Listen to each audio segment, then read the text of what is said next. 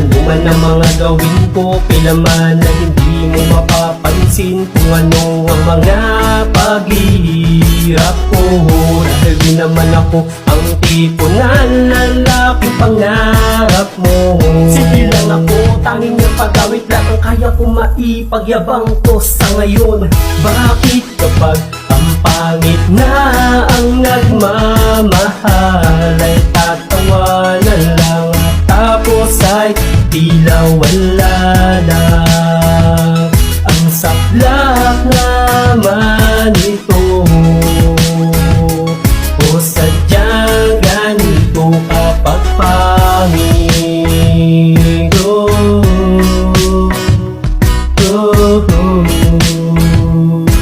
Kapag nagmahal ang pangit.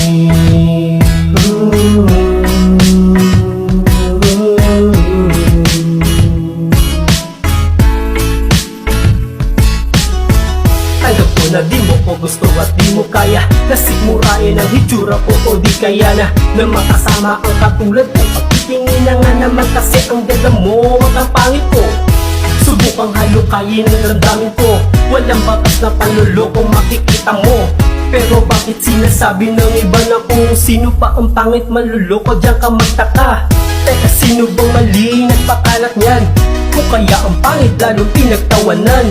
Pero kahit na ganun pa man, ano naman, basta totoo ako ang sabi mo naman. Eh di wow, kasing pogi ko si Bawaw, yung alaga nyo, asong umaaw-aw.